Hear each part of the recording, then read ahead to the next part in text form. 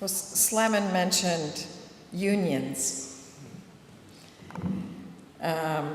Our next speaker is, as far as I'm concerned, one of the most amazing people that come from the ranks of the union in Philadelphia, Paul Grubb. I grew up in a union household in the 60s, 70s. My father was an officer for a United Auto Workers local out in Pottstown, Pennsylvania, in Montgomery County, not far from here. Yeah, I grew up in the burbs, in the suburbs, right, where the American dream at that age was the house with the yard, the good school system, the nice car every few years. And I remember growing up as a kid, one of 5. My father was the sole, quote, breadwinner in the family. You know, that was in the age when part of the American dream was, right? And it was flawed, of course, it was sexist or whatever. Father was the breadwinner. Mother stayed home, took care of the kids. Well, I guess not long after I moved out of the youthful stage in the 80s, that was, of course, I'm right there, I'm observing this. By the 80s, I saw a sea change happening right before me, and I realized that as a kid. And then I started being touched more and learning more about this phenomenon of layoffs, people losing their jobs in an economy that was booming, right? Building cars, so we in the suburbs could buy a new car every 3 years. Building homes, the bigger and better house, further and further out in the suburb, in the subdivision, maintaining the good quality school system. So I guess by the time I became working age, and I'm paying attention as a kid, I'm seeing some cracks in the wall. I remember in 1975, the recession, for those of us that are old enough to remember, in 1975, for me as a kid, that was a wake-up call. At that point, I was like 14 years old. And I remember my dad talking about layoffs happening at his auto parts plant in Pottstown, that layoffs were as deep as reaching to about 10 people that had been working there 10 or 15 years. At that point, my dad had 20 years in, but I just was like rocked by that. I'm like, wait a minute, what's going on here? This isn't fitting in to everything I've been taught in school, hearing 24/7 that the world was going to be our oyster, right? So as a kid, when contradictions are placed right before you, if you're paying half attention, you note that. And youth and kids are most honest about that, right? When they see something that doesn't quite match the picture, doesn't seem right, they tend to ask a lot of annoying questions, but the right questions, right? Well, why is that happening? So that's the context of what I grew up in. And so, okay, so I'm a working adult in the early 80s. Heck, in Royersford at that point, there was still some small borough, small town.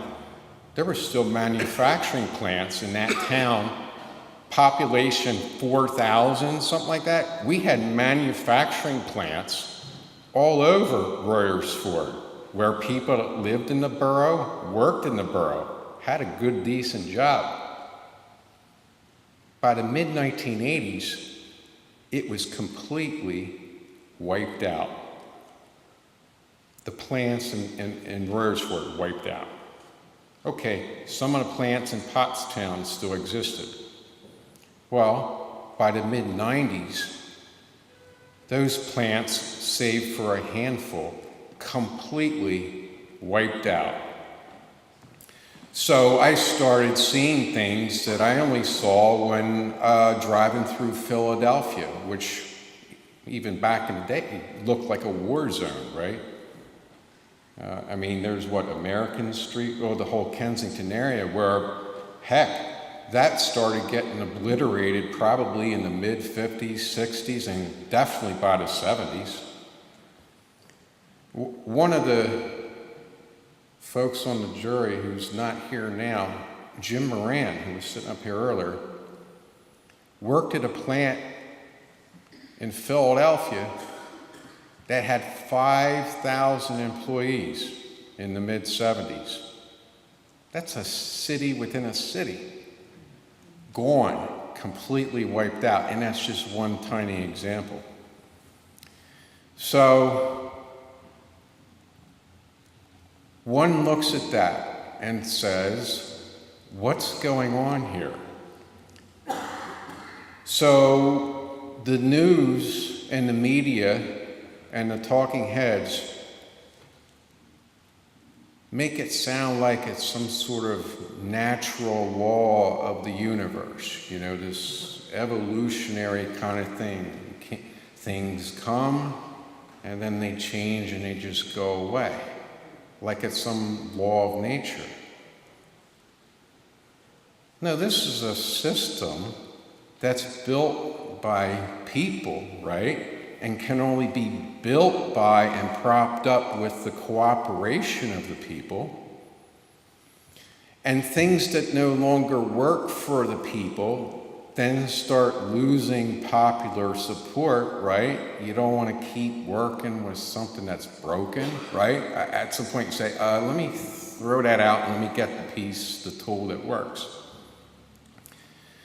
So, just with what I've heard today, people have been very good about identifying the problems, the symptoms, how it's playing out in our lives, and how it's destroying, or is threatening to destroy human life, human existence, right? It's not a healthy thing that we're hearing about today.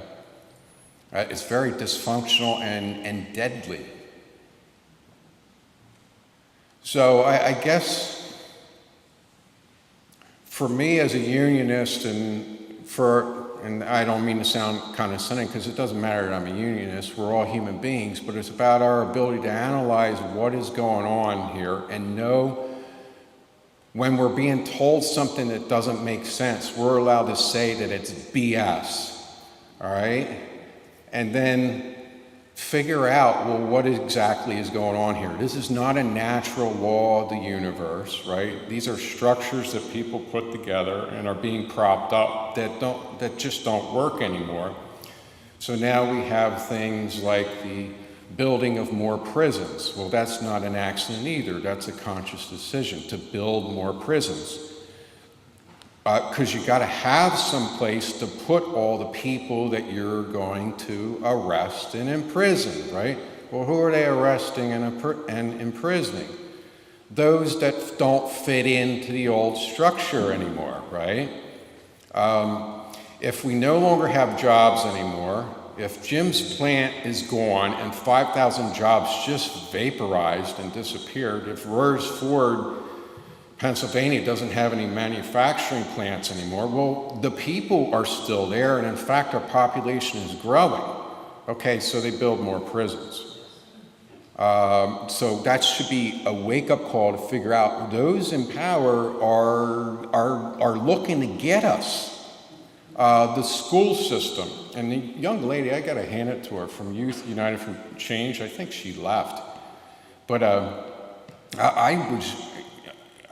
I was just struck by her very carefully prepared testimony, how it was very laid out what the problems were, very laid out of what the students' response was to it, And of course, they had a very action-oriented response to it. They were all about, we're making some demands here. This thing that you're trying to do to us, those in power, ain't working. And we're going to make some demands or we're out on the street, right? In fact, they did that. And she said, she even had a solution. I don't know if you heard it. It was a short phrase. She says, why don't we just tax the corporations? Money crisis for education? Well, who was it? Sutton, Willie Sutton, the guy that robbed banks. The famous saying or the famous question, Willie, why do you rob banks? Because that's where the money is, straight up, right? That's the one that's not just meant to be humorous. I don't think he meant it to be humorous. I think he was being dead honest. You got to go where the money is. So the young lady from Youth United for Change says, tax the corporations. Well, that's a no-brainer. And there's a refusal to do that. Another decision made by those in power. So at some point, and the cracks are happening, popular support is falling away from the old structures of power, right? That's why we have things like the Green Party, right? Which people don't understand yet, but it's why we even have things like the Tea Party. People are recognizing that the old structures ain't working anymore, but it's going to be a fight for which direction do we go. Death, imprison more people, or sustain life, build structures for life that can thrive. So,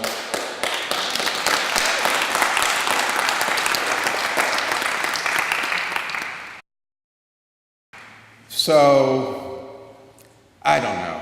Look, I'm a union rep. Unions are way behind the 8 ball, although they are the correct kind of structure. They're democratic structures of workers. There's questions as far as leadership, and are they really teaching folks and moving folks to the things we need to be doing? Look, unions are in the fight for their very existence now also, so they're going to have to figure it out. Some of us are, a lot of us ain't, but things aren't staying the same. Something new's got to happen, or we're going to be irrelevant and thrown into the dust heap. Thinking about what we see with the attack on the teachers' union, which is totally immoral and wrong. That would be preaching to the choir here. But it's again part of this systemic attack from those in power to try and literally isolate us, put us in a corner small enough that they can step on us with their pointy shoes and kill us, right? That's what's going on with the teachers. It was what's going on and happened with United Auto Workers Union. A union that probably at its peak was almost 2 million members. It's now about 1/10 of its size of what it was maybe 20 years ago. 1/10. Few million to few 100,000. It's pitiful what happened to United Auto Workers. But because we were sold a bill of goods, the auto worker was too fat and happy and too greedy and had too many of the things that are necessary for sustaining life, right? They did the same thing to the longshoreman worker, right? The workers that work the docks and unload the ships. They were greedy workers that had it too good. Of course, they introduced this thing called technology. And of course, that's a lot of what happened with the auto worker, which, okay, technology, beautiful thing, cut the workforce down to about 10% of its previous size over time. But you know, when I went to school, and I don't know if they still even teach this in our schools today, because it would probably be too crazy at this age to be saying it, but when I was in grade school in the 60s, this mysterious thing called the computer, we were talking about the computer in the 60s. And then it was a thing that took up a whole building or a whole university building or a whole floor, these big giant machines. We were told when we were kids that the computer was a labor-saving device that would free us up, the people, to do other more important things, to grow and to thrive. I think about that today.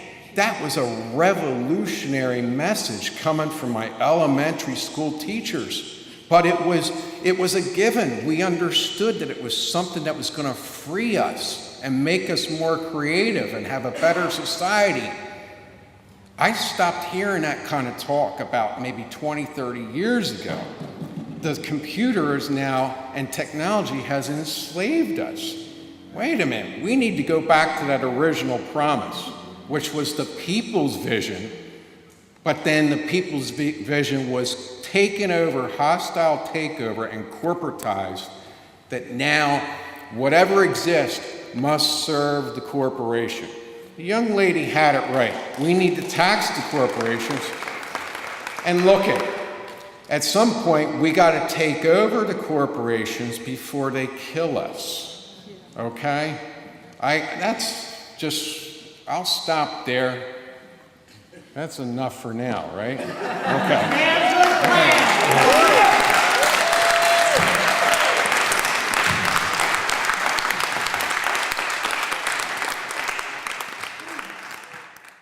A sea change happening right before me, and I realized that as a kid.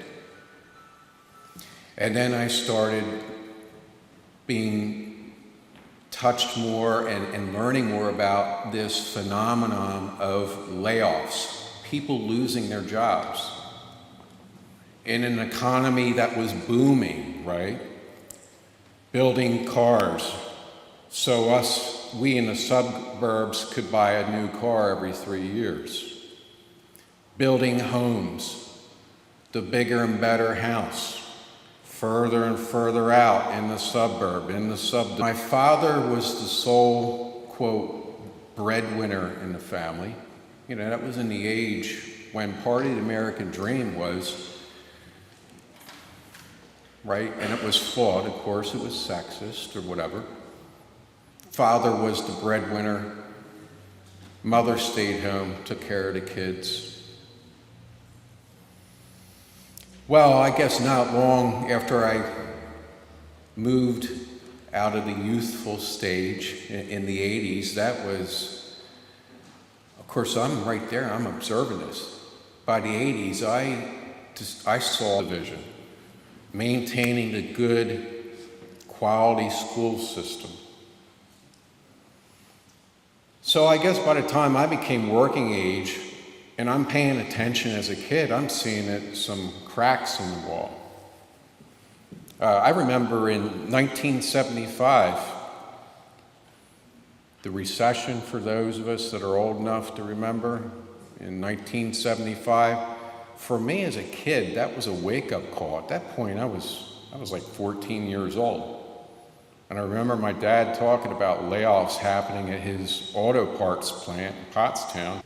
An officer for a United Auto Workers local out in Pottstown, Pennsylvania, in Montgomery County, not far from here. Yeah, I grew up in the burbs, in the suburbs, right, where the American dream at that age was the house with the yard, the good school system, the nice car every few years. And I remember growing up as a kid, one of 5. Well, Slemon mentioned unions. Our next speaker is, as far as I'm concerned, one of the most amazing people that come from the ranks of the union in Philadelphia, Paul Grubb. I grew up in a union household in the 60s, 70s. My father was